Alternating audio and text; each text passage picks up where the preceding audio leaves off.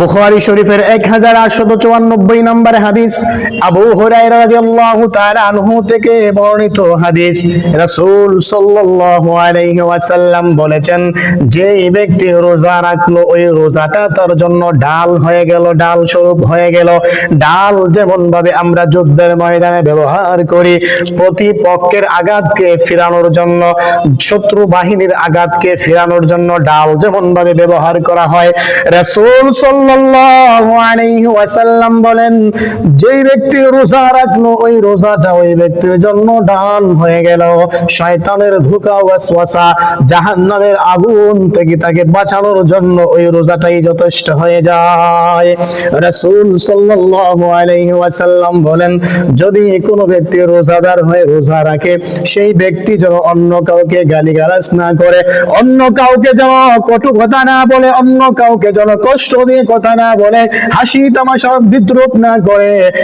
এইরকম যদি কেউ রোজা রাখতে পারে, অন্য কাউকে গালি না দিয়ে, অন্য কাউকে কটু কথা না বলে, আল্লাহ তাআলা রোজা রাখার কারণে সব তো পাবেই, তার সবটা দ্বিগুণ হয়ে যাবে।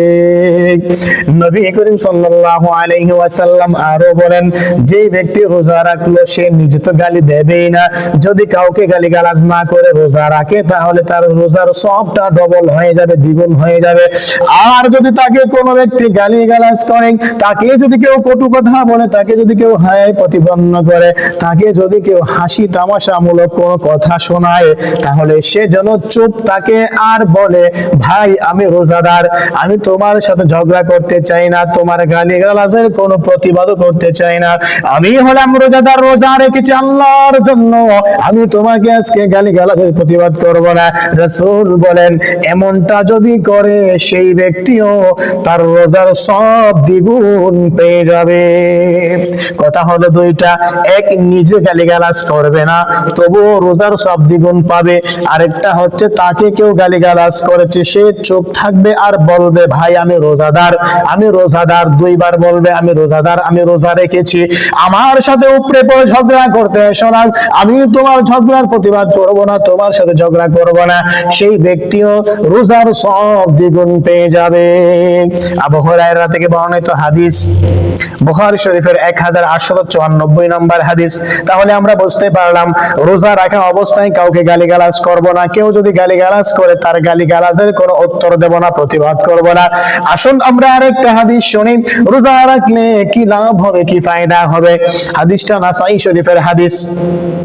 হযরত আবু হুরায়রা রাদিয়াল্লাহু তাআলা আনহু থেকে বর্ণিত, নবী করিম সাল্লাল্লাহু আলাইহি ওয়াসাল্লাম বলেন, তিন ব্যক্তির দোয়া সরাসরি আল্লাহ তাআলার কাছে কবুল হয়ে যায়, ওই দোয়ার প্রতিবন্ধকতা কেউ থাকে না।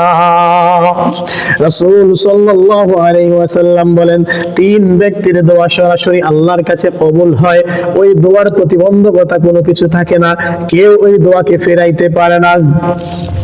রাসূল সাল্লাল্লাহু আলাইহি ওয়াসাল্লাম বলেন, যেই ব্যক্তি রোজা রাখলো ওই ব্যক্তির দোয়া ইফতার করার আগ পর্যন্ত যেই দোয়াই করুক না কেন, ওই দোয়াটা যদি কল্যাণকর হয়, ওই দোয়াটা যদি বৈধ হয়, ওই দোয়াটা যদি দ্বীন ইসলামের পদ্ধতিতে হয়, তাহলে ওই দোয়া আল্লাহ তাআলার কাছে সরাসরি কবুল হয়ে যায়।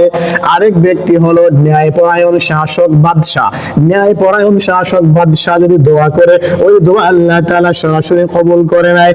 আরেক ব্যক্তি হলো মাজলুম, মাজলুমের দোয়া আল্লাহ তাআলা সরাসরি কবুল করে নেয়, গ্রহণ করে নেয়।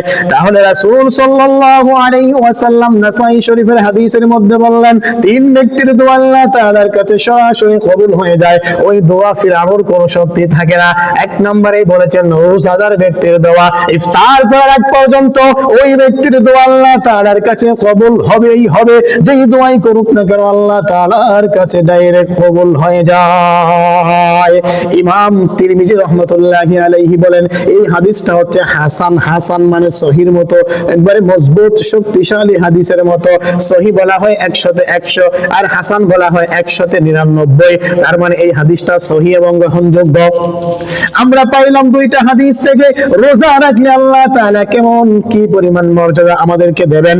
এক নম্বরে পাইলাম রোজা রাখলে গালিগালাজ না করলে, কাউকে গালিগালাজ না দিলে, আর কেউ গালিগালাজ করলে চোখ থাকলে আল্লাহ তাআলা আমাদের রোজাকে দ্বিগুণ সওয়াবে পরিণত করে দেবেন। আর আরেকটা হলো রোজা রাখলে আবার আল্লাহ তাআলা এত বেশি খুশি হয়, দোয়া করতে দেরি হবে, দোয়া কবুল হইতে দেরি হবে না।